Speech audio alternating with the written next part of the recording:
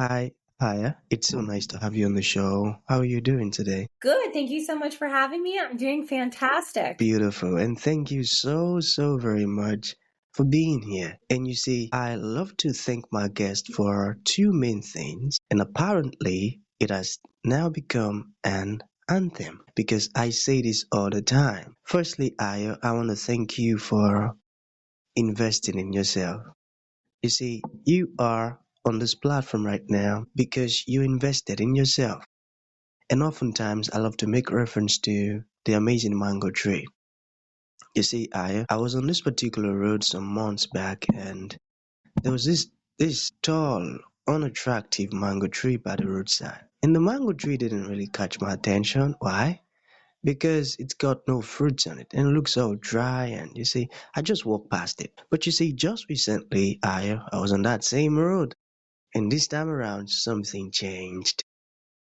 The mango tree caught my attention pretty good from a distance, and immediately I got the urge to, move closer and have a good look. Then when I got closer, man, it wowed me. Why? Because now the mango tree has become really attractive. It's got a lot of mangoes on it, and the leaves are green and beautiful. And not just mangoes, but ripe mangoes. And it caught my attention pretty good, and I was just smiling, at the beauty. The point is the fact that you dedicated your time, energy, and resources to becoming the amazing person you are today. That alone has made it really impossible for me to skip you. And that's why you see you got the message from me, like to be on the show. And that's because of the beautiful things that I saw, getting to learn about you and what you're doing and your insight, your philosophy. It's amazing. So thank you so very much for investing in yourself. And secondly, thank you for being on the show. I truly appreciate it. Thank you so much. Hiya. Okay, yeah. So let's get started. You see, hi, I'm quite excited to have you on the show today for some reasons. All right. Sorry. Firstly, my interest in knowledge seeking.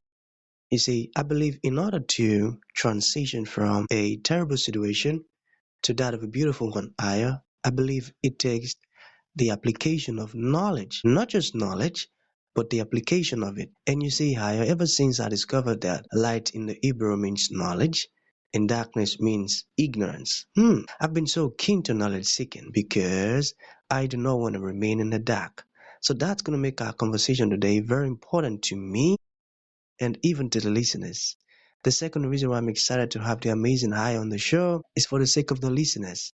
You see, I will live in an age where information is as abundant as grains of sand. We've got a lot of information flying out there. How to do this and how to do that, how to become this and how to become that. So these folks trust me for quality information. And I'm totally convinced, Aya, that our conversation is not only going to be insightful, but also impactful. So for that reason, let's get started with your introduction. Talk to us about your personal or professional journey. We are just so curious right now. We want to know how you got here. Then afterwards, I've gotten some beautiful questions for you.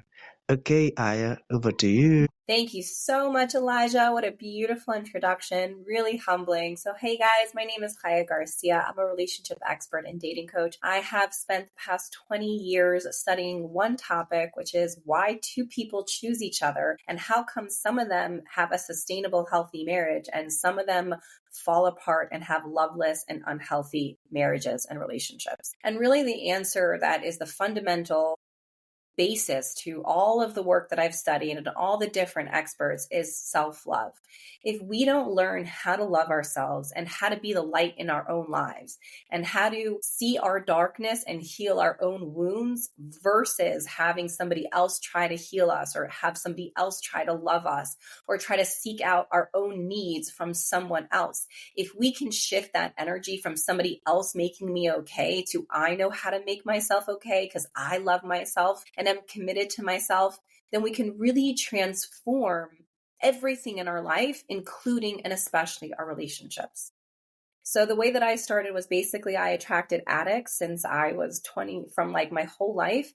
And then I learned how to love myself. And I learned that you cannot change other people, nor should you want to. And that your environment needs to be a very safe, healthy space. Otherwise, it's very difficult to grow and heal because you're constantly putting out fires and dealing with triggers, and you don't even have the space or the emotional energy to do the hard work where you can learn who you are, how you got there, and how to get better for the future.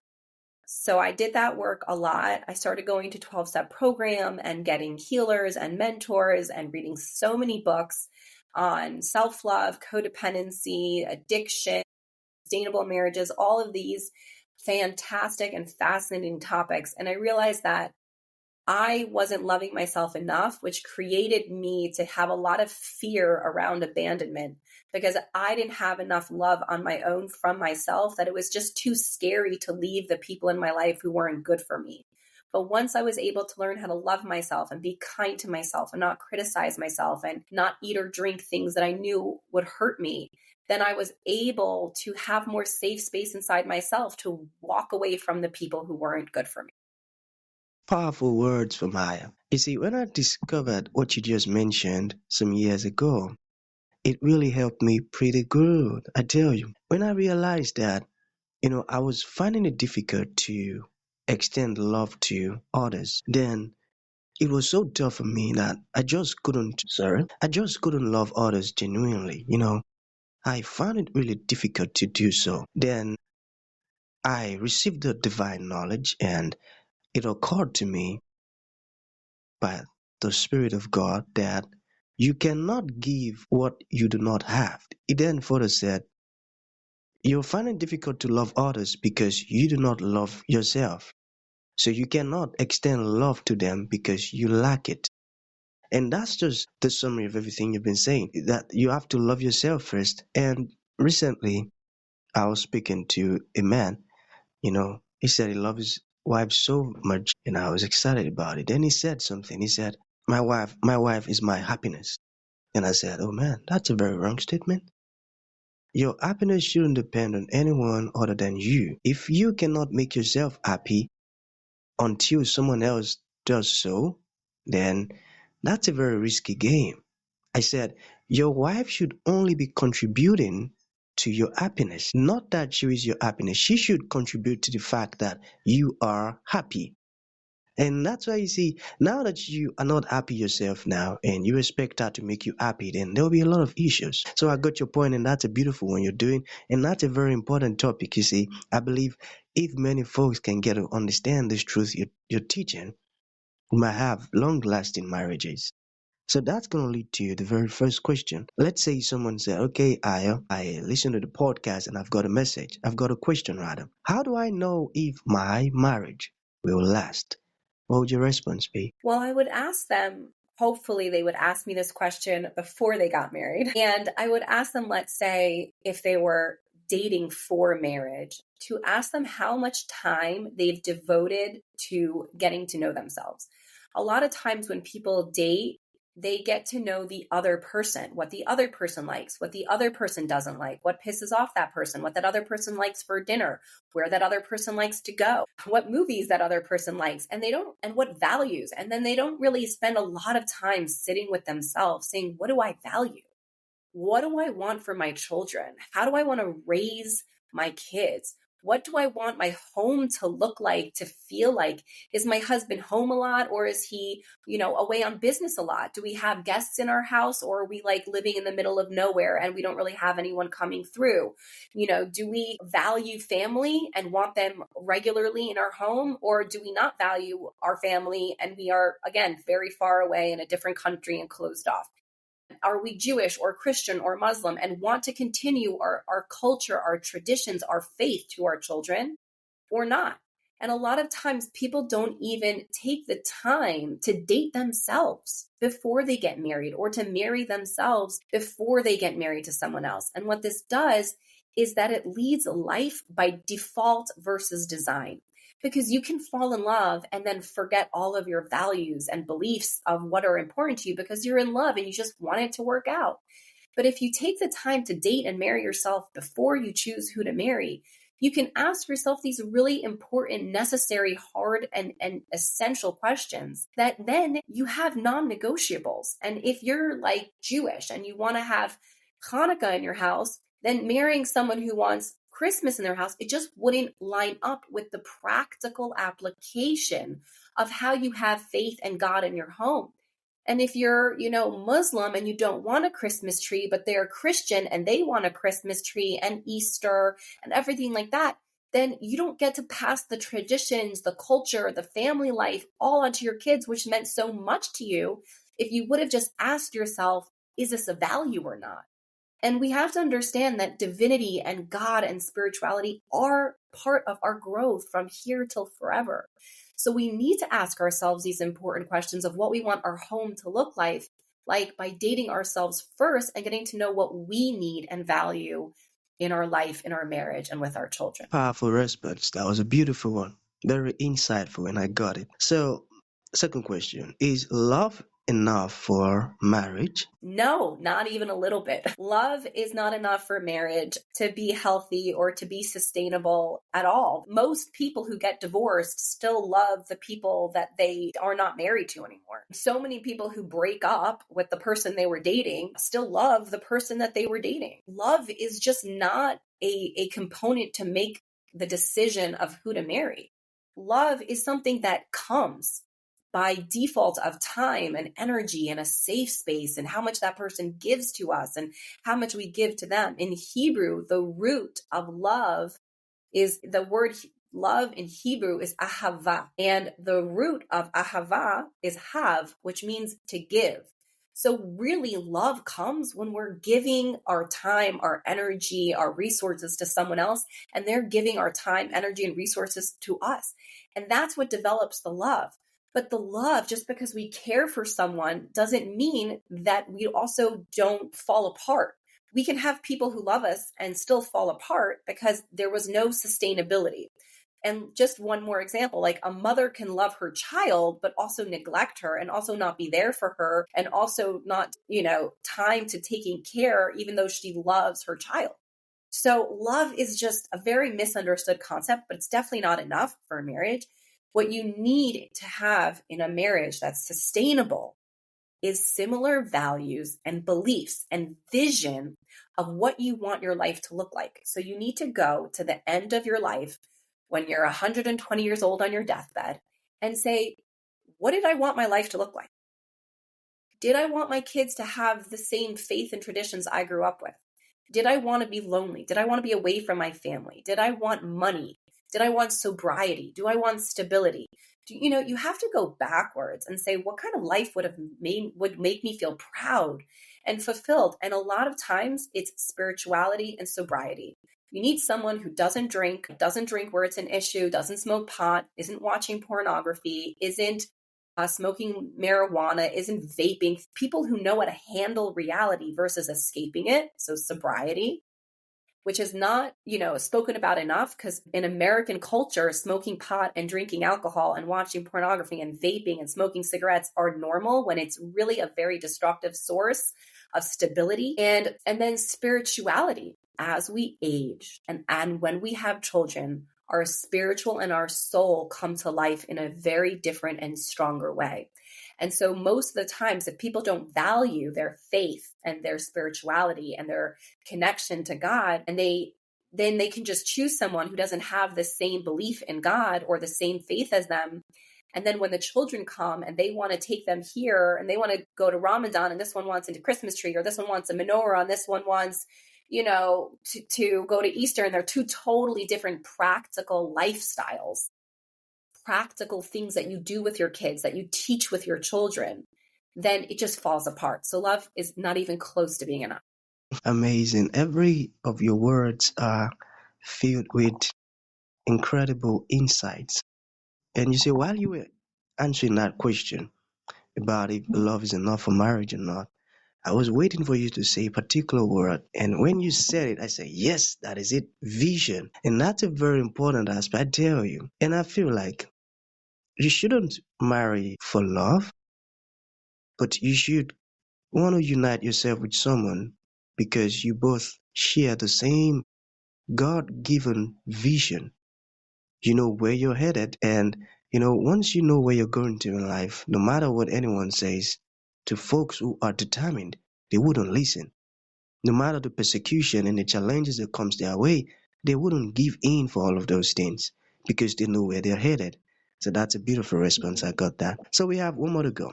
All right. For folks who you said you've got to love yourself first before you can, extend it to others. And now they have a question. Hey, Haya, how can I love myself in such a way that I will be highly successful? What would your response be? Yes. So I created a method called the CALM method, which is basically a way to learn how to love yourself and apply it into your life. It's the CALM. It's commitment. I am committed to loving myself, which means I show up every day for myself. I ask myself what I need. I write myself love notes. I make myself a breakfast so that I don't lose my sanity at noon because I just didn't know how to feed myself. I honor my body by not putting drugs or alcohol into it, which eventually will hurt me. So there's a commitment. I am now the same way I would want someone to be committed to me, going to commit to myself. So it's not like, oh, sometimes he's there and sometimes I don't know where he is, right? Like if you get married, you want your spouse, you want to know where your spouse is every day. You don't want some days, oh, I know where he is. And then other days, I have no idea what he's doing. You want commitment, you want stability. So that commitment and stability has to start with you to you and not abandoning yourself by hurting yourself with people or places or things that'll hurt you. The second one is acceptance. You need to learn how to accept yourself as is. So you can't say, when I lose 10 pounds, when I get a better job, when I make more money, when I move to the bigger house, when I'm a little bit older, when I have myself together, then I will learn how to love myself because I'm not happy where I am right now. But when I'm, gonna be a little bit more successful or prettier or more rich or whatever, then I'll be happier and I'll love myself then. You have to start where you already are. You have to know that you're worthy exactly where you are right now. Your worth comes right now as is. And so when you can learn to accept yourself as is, that's the best way for you to start making really great progress in your life. The third thing is loving yourself. So loving yourself is essentially a way where you can give to yourself. So the root of love in Hebrew, which is the biblical language, is to give. Give to yourself. Give yourself love notes. Make yourself food. Give yourself an exercise routine. Give yourself a morning routine. Give yourself space to heal. Give yourself a new environment. Take yourself out where you are feeling the life of people. But remember, you can't always want somebody else to give to you flowers and chocolate. And then you're like, oh, I'm so loved and considered. You have to be that love for yourself. If you need flowers and chocolate, go buy it for yourself and see the power of your own love. The last thing is manifesting. If you don't have a vision, you can't create what you want. If you don't have a vision, a manifestation, you can't design the life that will sustain your marriage. So manifesting in the CALM method is when you design your life. What is my faith? How can I apply that to my children? How much do I want God in my life? Where do I want to live? Close to my family or far away? What do I want for my husband? Is he with me or always gone? What do I want for my kids? Are they given away at daycare at 6 weeks old and raised by strangers? Or do I have enough money or marry someone who's financially stable that I can stay with my baby? These are just things you have to think about in advance. It will change your decision making of what you will accept and attract in a partner. So the CALM method is how you love yourself: commitment, acceptance, love, and manifestation, by Chaya Garcia. I got that. Beautiful. That was a beautiful one. And I'm going to take that as a final thought. Okay, for folks who would like to reach out to you, learn more about everything we've said, or ask you questions, how can that be possible? Yeah, that's a great question. So I would love for you to ask me any questions. For all of your listeners, you can find me on Instagram at Strudel, at Chaya, Chaya, the dating expert. You can also find me on YouTube at Chaya Garcia. Chaya is Chaya, Garcia, Garcia.